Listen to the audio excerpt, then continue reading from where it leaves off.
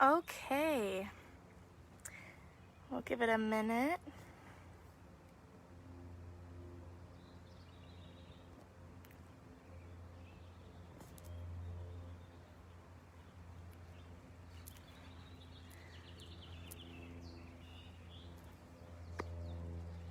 Okay, well, I will go ahead and get started.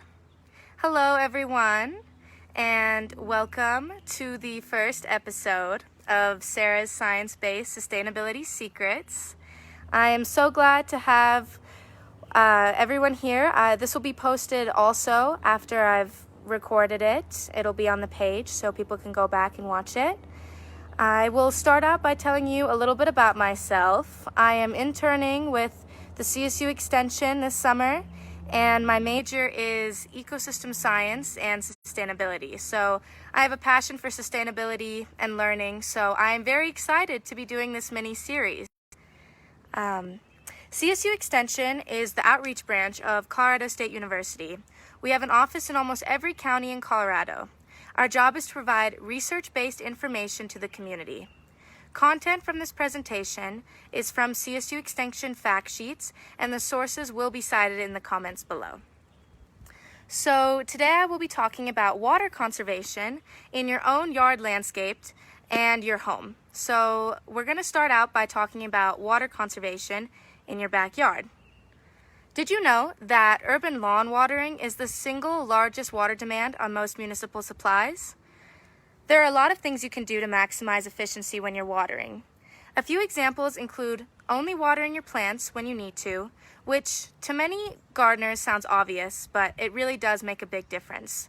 Let's talk about how to water your plants, when to water your plants, and tips for your vegetable and flower gardens. By doing your own research and contacting your local extension office, you will be able to identify the plants in your backyard and their water requirements.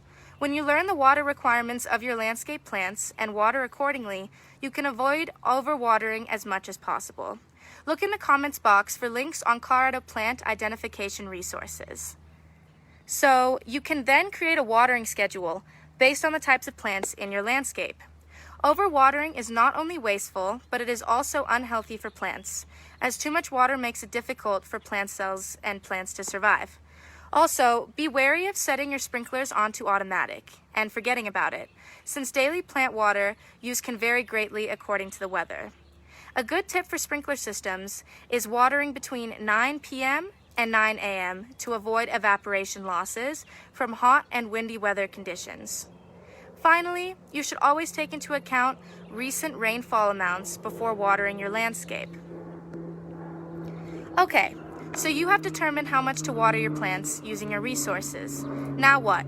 There are other tips to remember. You should irrigate grass when your footprints or mower tracks become visible and/or large areas of the lawn become blue or gray in color. So I can show you in my own lawn that I am sitting in.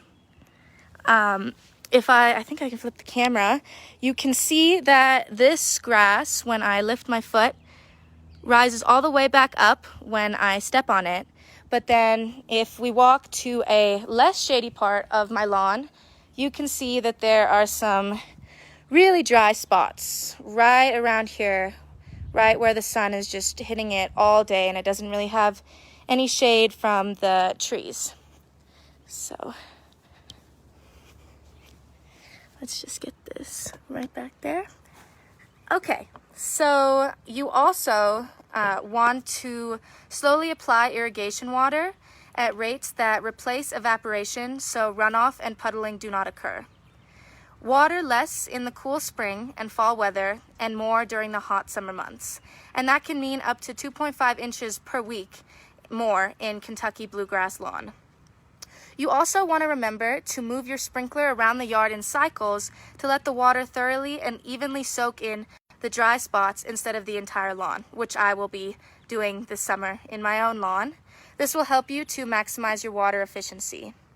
And if you do have dry spots in your lawn, you can routinely look at the irrigation coverage, as this is critical in maintaining an efficient sprinkler system.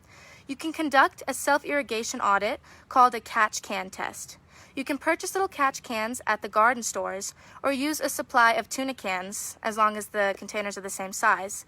And you can place these containers all over your lawn and run the sprinkler system. You can see what areas are receiving adequate water and what areas may need more. Then you can adjust your sprinkler heads accordingly. You can also calculate the amount of water applied during a cycle, and you can see the resources in the comment section on how to do this. So now let's talk about trees and other plants in your landscape. Most plants need more water after they're first planted to allow them to become established. Trees are very valuable and absolutely beautiful, but they require large amounts of water, like this one right here. Colorado is a really tough climate for trees to grow, and providing trees with the supplemental water they need should be a priority in your landscape to keep it healthy. You should apply water at an appropriate rate that allows the water to soak slowly into the soil to a depth of about 12 inches. And according to a CSU Extension fact sheet, which I will link below, during the spring and summer months, from May through September, you want to water established trees weekly to 2 times per month, depending on water restrictions, tree size, and growth phase. Also depending on weather, temperature, and soil conditions. During the fall and winter months, from October through April, you want to water established trees 1 to 2 times per month, and only when the air temperature is above 40 degrees Fahrenheit, so the soil is not frozen. And you would want to apply the water midday, so the soil is not frozen when you're adding the water. Winter watering will also minimize stress to trees, shrubs, flowers, and turf in areas receiving low winter water.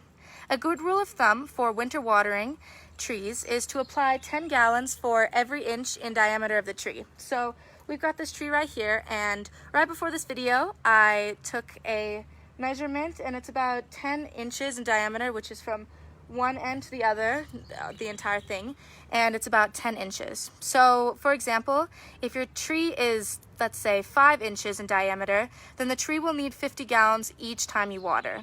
The thing is trees love deep but infrequent waterings. And you can also direct your downspouts or gutters towards shrubs or trees. And I'm looking at one of the ones right by my house, and there's a shrub right next to it. So I will be doing that. So also, when watering your veggie gardens, you want to try to incorporate drip irrigation.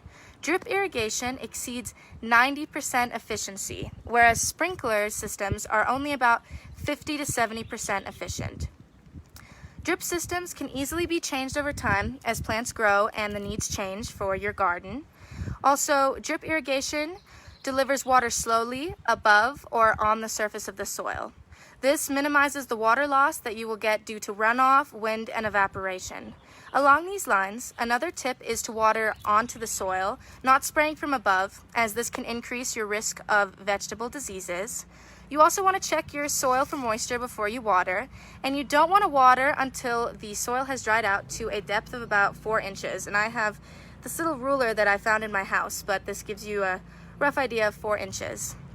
And checking soil moisture should be a very important aspect before irrigation. You can feel the soil with your fingers to determine how wet or dry the soil is, or you can stick a screwdriver into the soil to assess the moisture. Soil thermometers are also available for purchase at garden centers. So when you are planting your flower gardens, you also want to keep in mind that you want to select and group plants together that have similar water and sunlight requirements. Newly planted flowers may need daily water for the first 2 weeks following the planting date, so that's another thing to keep in mind. So once you look closer at your landscape, you will discover that certain types of lawns may only need to be watered every 3 or 4 days during this hot and dry summer, or trees and shrubs may only need water every few weeks, while flower beds may need to be watered once a week depending on the types of plants you have in your lawn. Trees, shrubs, and flowers may rot if you water them on the same watering schedule as your lawn, or they may not receive enough water from the sprinkler system, so that's one thing also to keep in mind. Shaded plants use less water than plants in full sun. Every home landscape will be a little different, so it's important to do your research. Knowing what is growing in your landscape will help you to maximize your water efficiency as well. And if you are interested in growing low water and native plants, tune into next week's episode for more information, and we'll be talking about that. Now, let's talk about water conservation in the home. There are ways to reuse your water that seem to go to waste in your everyday life. Simply turning the faucet off while you're brushing your teeth can save you up to 25 gallons of water per month. Or you could turn the shower off while you're shampooing, which I do myself. When getting ready to shower and you need the water to warm up, you can go ahead and stick a bucket under the faucet so it collects the water. You can use that water to irrigate your trees and your shrubs. You can also keep a bucket next to your sink, and if you have a half-filled glass of water or a stale water bottle, you can throw that into the bucket to use for watering. You can also use your old pet water to irrigate indoor and outdoor plants. And along these lines, you can also collect the water you use for rinsing fruits and vegetables and use this to water your plants and shrubs. You also don't want to forget to check and repair faucet leaks and save up to 140 gallons of water per week. You also want to run the washing machine only when you have a full load of laundry. Also, pre-treating stains on your clothes to reduce the need to rewash items. Only running the dishwasher when it's full will also save you up to 1,000 gallons of water a month, which is a lot of savings. Another hot summer tip that I will definitely be using is to keep your drinking water in the refrigerator during the summer instead of letting the faucet run until the water is cool. So, by changing your water habits, you will come to find that it is much easier than it appears. It saves you money and saves you resources. We can all make a difference, and it starts with the first step. For more ideas on water conservation, check with your local water utility website or ask your local Colorado State University Extension office. I will be here all summer for you, and I will be providing you with science-based education on creating a more sustainable environment. Please contact me with any questions you may have, and you can go ahead and send a message to the Arapahoe County Master Gardeners Facebook page. You must remember to look into the comments for more information and references from today's show. Over the next few episodes, I will be discussing mulching and composting.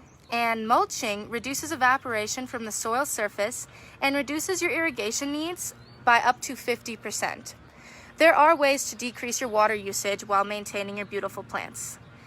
And if anyone has any questions, I can look in the comment box, and I can give that a second.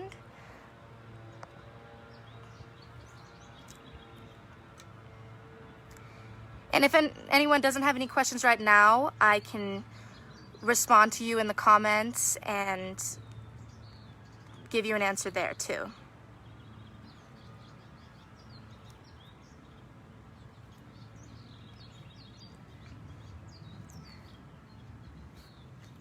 Thank you. Well, if it doesn't look like there are any questions, that's all for today. And I encourage you to like and share this video, and we can make these sustainability tips known. And I can hang on for another minute or two, see if there's any questions, but if not, that's all for today.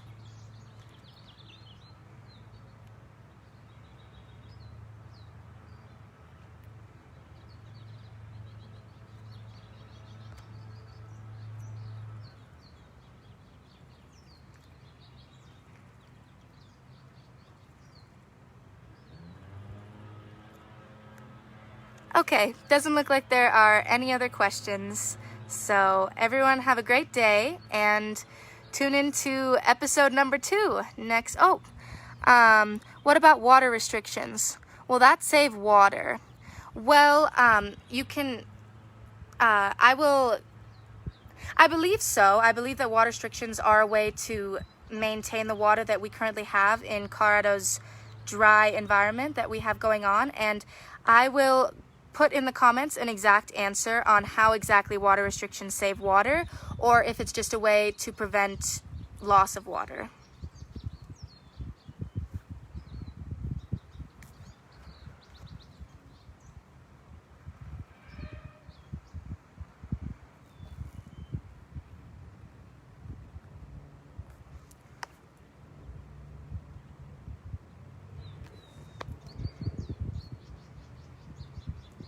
Okay, it is 12:15, so I will end my live, and if anyone has any questions, I will answer them in the comments.